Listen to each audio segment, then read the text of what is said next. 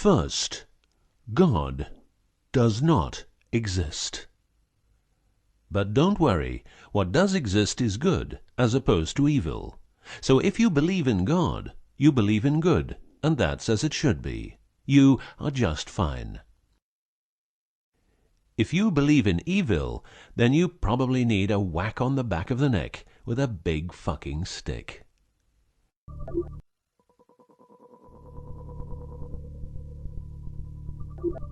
Around 5000 BC, we, Homo sapiens, were genetically modified by space aliens.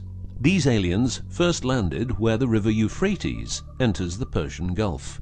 The reason is that in that area, a high concentration of what is called monatomic gold is found in the seawater, while nowadays the highest concentration is found on the islands of Hawaii.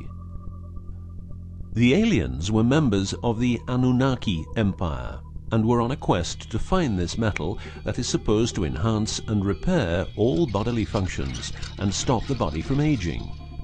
Monatomic gold is what is called a superconductive metal.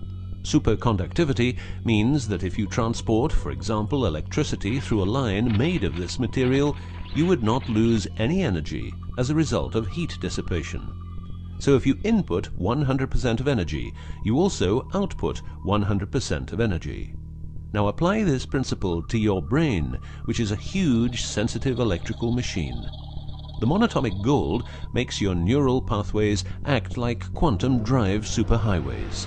This means that all your senses will receive input optimally. In turn, these inputs will be processed optimally, and those parts of your brain you don't use will become more active, so enhancing your memory, making you better understand problems, allowing you to sense evil, detecting lies, becoming telepathic, and even being able to time travel in your mind by seeing the past or the future.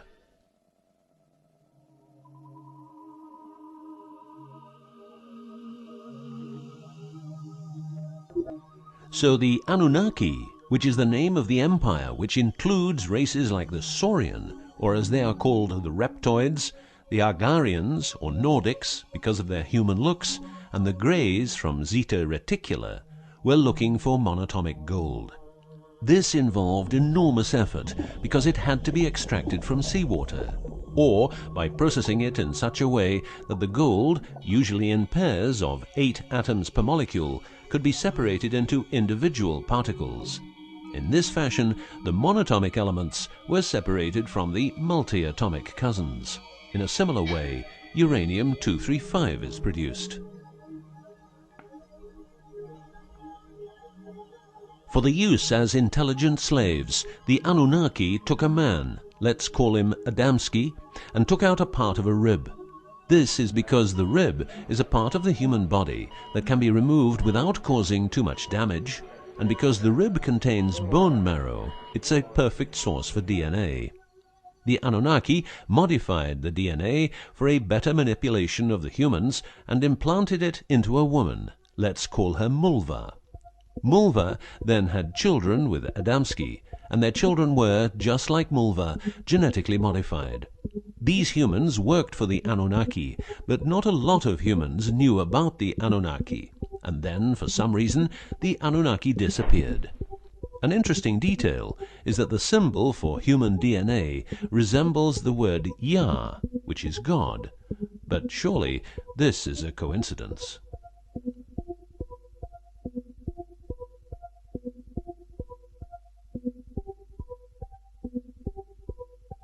Now, some humans received part of the knowledge of the Annunaki. The last known humans were the Jewish people who carried the Ark on their journey from Egypt to the Promised Land. Before them, the Ark was in the lands of the Sumerians, Babylonians, and Tibetans. This Ark, not the Ark of Noah, was known to have powers beyond human imagination. It could levitate and deliver the fire of stars, a dangerous firework-like display of power that occurred when the monatomic elements became unstable. To make them stable again, you needed to know certain secrets, and with those secrets you could preserve the Ark and thus its powers. The humans who were close to the secrets of the Ark had long and prosperous lives. The best known was Methuselah, who lived to the age of 950. Wherever the Ark is, the culture thrives, and over the centuries it moved from Jerusalem to Rome to London, and is now supposed to be in the United States of America. The Ark always moves west, and will always keep moving west. From the very beginning, the people who own the Ark have never given it away, and great care is given to preserve the bloodline's purity of the holders of the Ark. Renowned conspiracy theorist David Icke studied the bloodline of George W. Bush. This he traced back all the way to the Sumerians, a people who lived in the southeastern part of what is now known as Iraq, where the river Euphrates meets the Persian Gulf.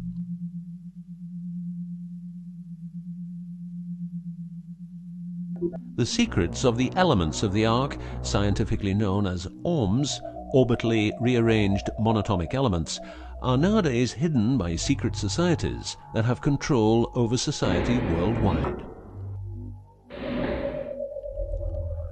The word Orm is the same as the Hebrew word which means the tree of life. Orms consist of 8 metals. These 8 metals are ruthenium, rhodium, palladium, and silver, known as the light platinum group, and osmium, iridium, platinum, and gold, known as the heavy platinum group. Gestation of these metals in monatomic form prolongs life and enhances and repairs bodily functions. By following what is called a wide-spectrum diet, we can provide our bodies with monatomic superconductive elements. In other words, by eating a lot of grapes, carrots, all blue and dark red fruit and vegetables, and also much other fruit, vegetables, and fish.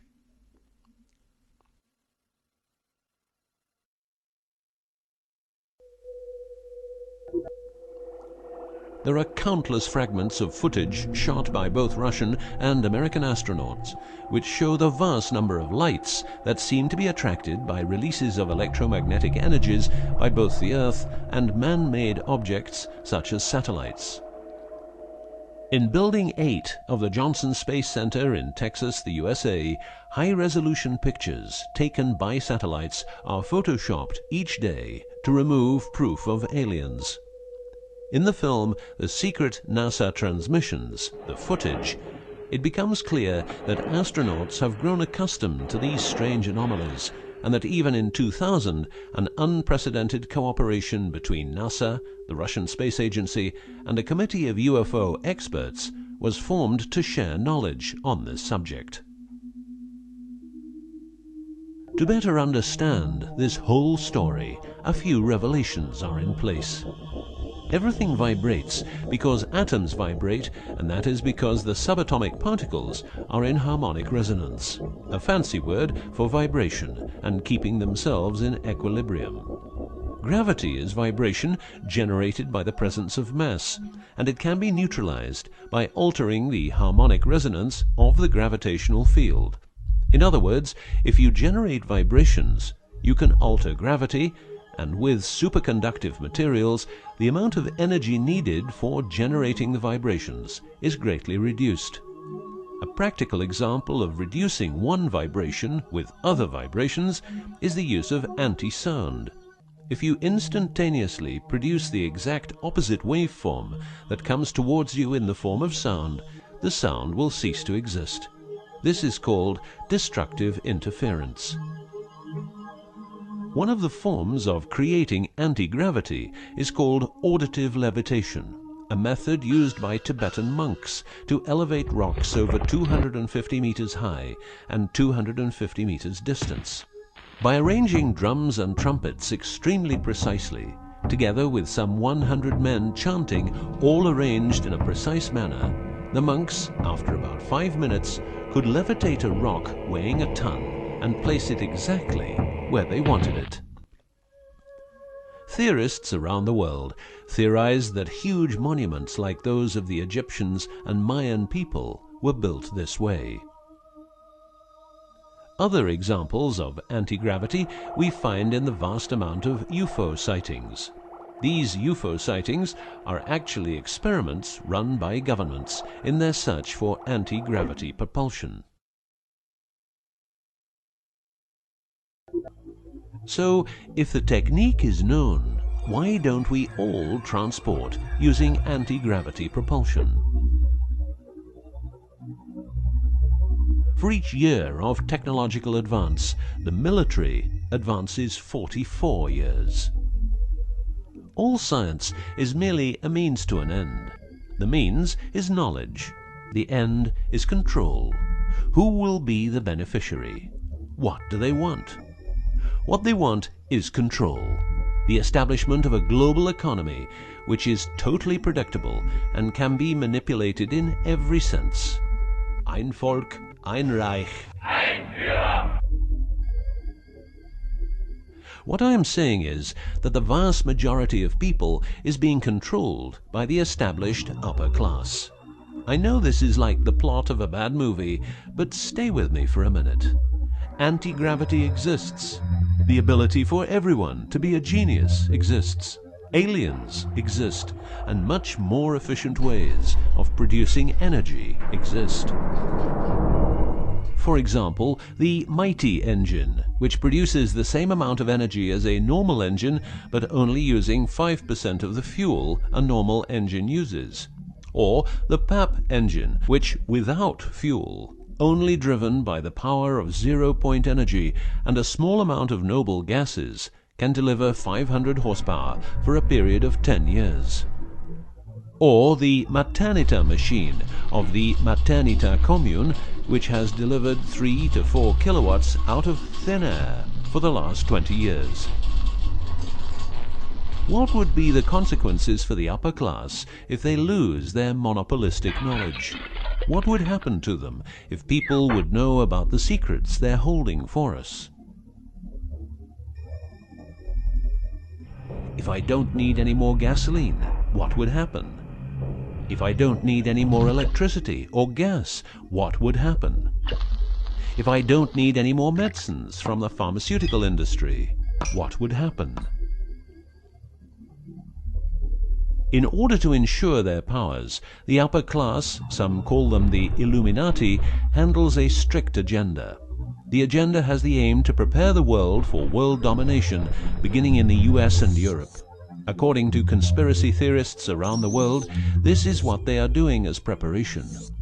By the way, these people are extremely smart and fanatic, extremely rich, and they have tried it before. Then they were called the Nazis.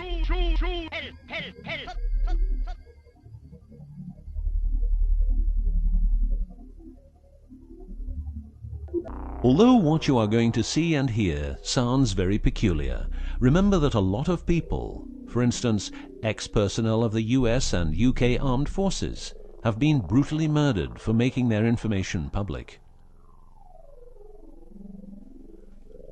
Let's begin with 9/11, but first a little history.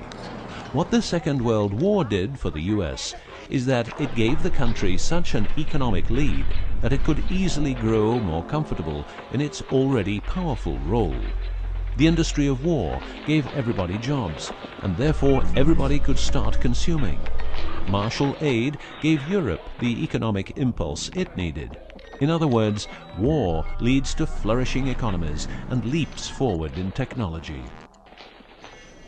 The process of transformation, even if it brings revolutionary change, is likely to be a long one, aside from some catastrophic catalyzing event like a new Pearl Harbor.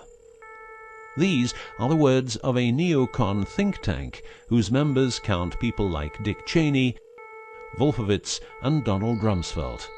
What it says is that America needs a war to transform into its next shape, and 9/11 is our new Pearl Harbor. In the manipulation of people, one of the strongest weapons is to make people believe someone else did it. What I'm trying to say is that the US government is trying to make the people believe Osama did it. But did Osama do it? Did you know that 6 weeks before the WTC towers collapsed, the owner had a new insurance policy made up, ensuring that the owner, if the towers would collapse due to a terrorist attack, would receive the amount of $3.5 billion. The owner, because 2 towers went down, tried to claim 2 times $3.5 billion, but only received 2.2.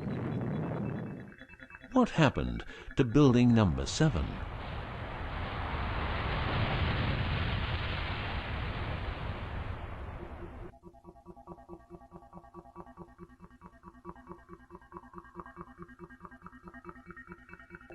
In order to control people who can be a hazard to the bad guys have control of a number of tools.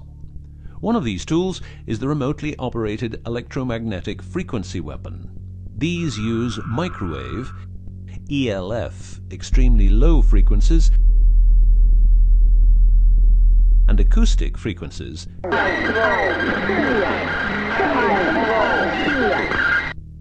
to covertly attack and harass innocent citizens. The use of frequency weapons on humans for behavioral control and murder is not new.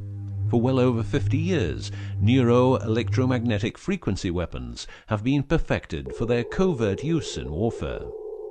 These classified, non-lethal or silent weapons, as they are known in the trade, have also been perfected by experimenting on an innocent and unsuspecting public since their early development. Directing a beam of frequencies to a human can cause a series of effects. A well-known effect is ELFs, causing nausea, headaches, wild racing heart without cause, sudden violent itching in different parts of the body. A frequency weapon can look like this, or like this. Its shape depends on how frequencies have to be directed to the target. Did you know that the US Patent and Trademark Office holds a vast amount of patents for machines which can be used in direct or subliminal mind control systems? Here are a few. Method and system for altering consciousness. Superimposing method and apparatus useful for subliminal messages, subliminal message generator. Enough about the frequency weapons.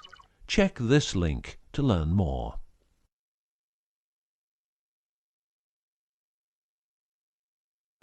You will realize that to control people, you have to know what they are communicating. So in the 1950s, the UK and USA decided to set up the world's biggest espionage network to make sure all communications between Russians and spies or allies were monitored.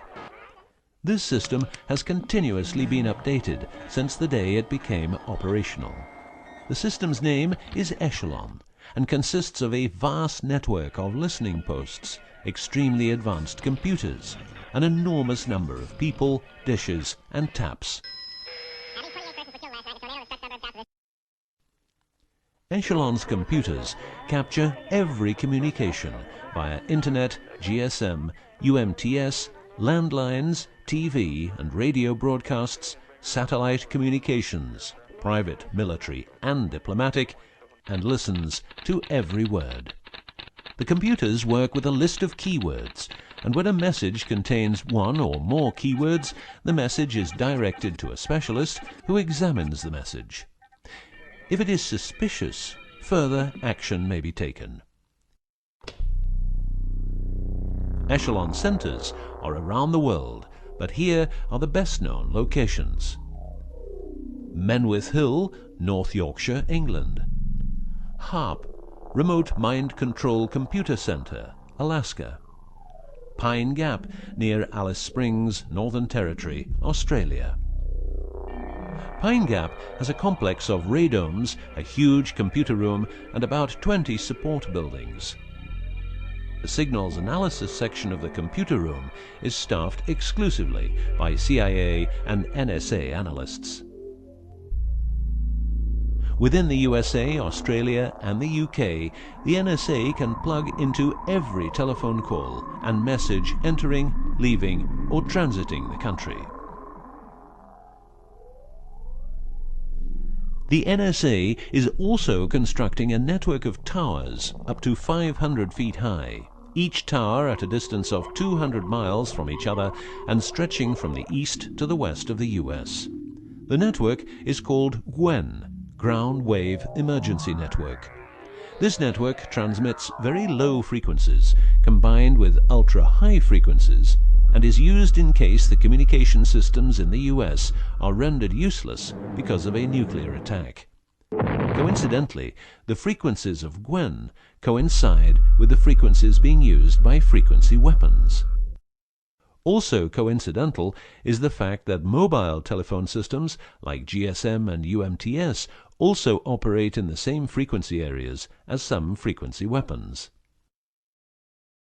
To further prepare for global domination, the secret US government, led by the corrupt holders of the Ark, also known as the Illuminati, or the New Global Union, or the New World Order, or just plain Nazis using the Eye of Lucifer as their symbol, has started building since the 1940s large underground bases with every commodity you can think of. These bases are basically large cities underground, connected by high-speed magneto-leviton trains that have speeds up to Mach 2. According to Phil Schneider, the black budget is a secret budget that garners 25% of the gross national product of the United States. The black budget currently consumes trillions of dollars per year.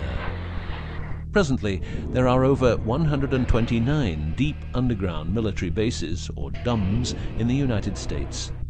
These underground bases were built using nuclear-powered laser drills that can drill 7 miles per day. Also, dedicated nuclear explosions were held to create large underground spaces. A lot of contractors work in these places, but never more than 3 to 4 weeks. Always under strict supervision, and before entering a site, they are warned that if they talk about what they see, it will cost them their lives. As mentioned, men are the result of a genetic modification by space aliens. These aliens have been on Earth for a long time and lived in large underground cities all over the world.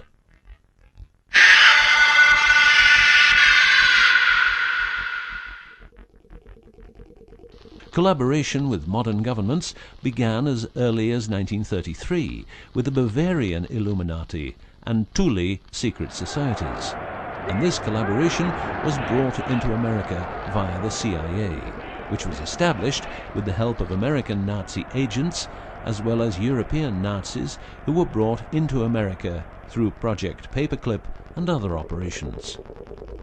It was agreed that the aliens and the upper-class secret government would help each other, as agreed in the 1954 Greada Treaty.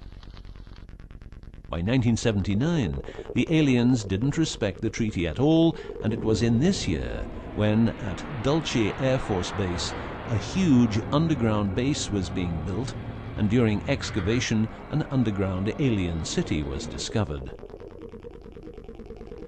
There are several species of aliens working with the US at the Underground 7 level facility at the Alien US Government Biogenetic Research Base in Dulce, New Mexico.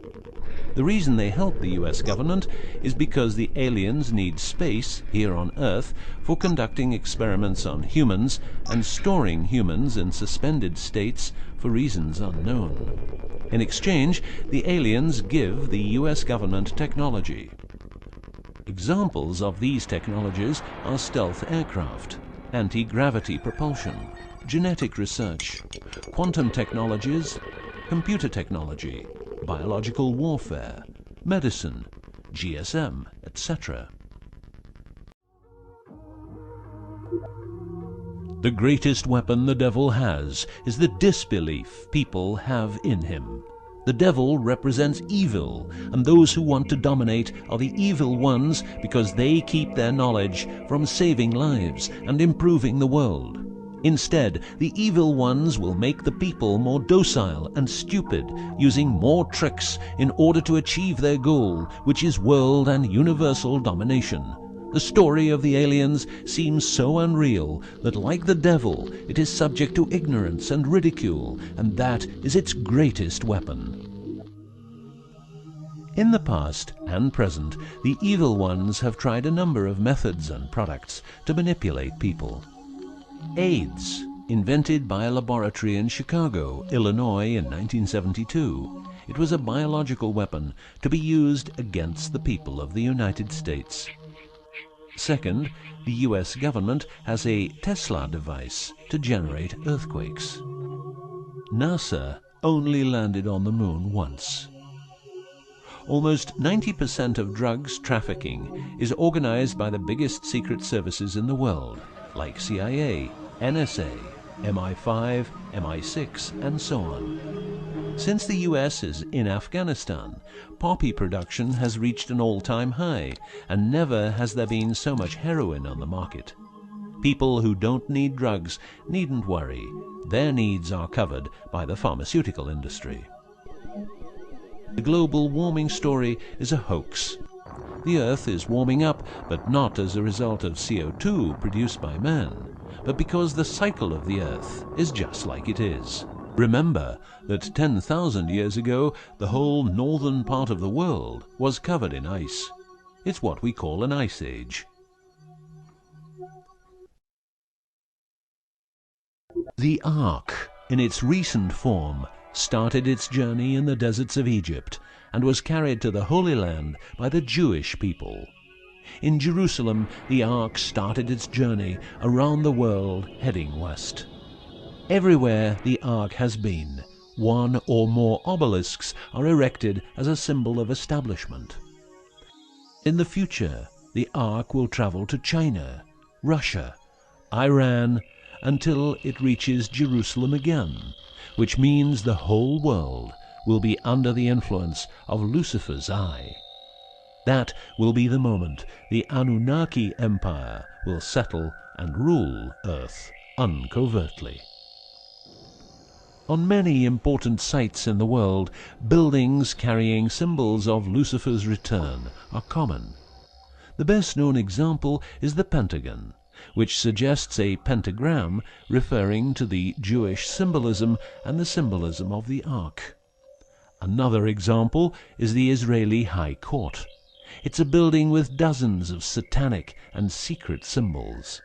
Like the eye of Lucifer, an inverted cross you can walk on. Its numerical anomalies. It was built in exactly 750 days. Used exactly 250,000 stones, all hand-laid, and was funded by the Rothschilds, the founders of the central banks and the World Bank. These buildings celebrate the coming of and will serve as headquarters for the evil ones. From here, every communication will be monitored. The underground cities will then be used as detention camps, where the bodies of resistance people will be converted into soulless zombies. The army of the NWO and its intelligence agencies will be able to track and trace everybody on Earth and influence their opinions or simply dispose of them. Socially, everybody will be watched by their neighbors and friends and mobbed if they have different opinions. The rich, richer and smarter, the poor, poorer and dumber, will support the pyramid with Lucifer's eye on top, as it has always been. This will be the future, and the future is now.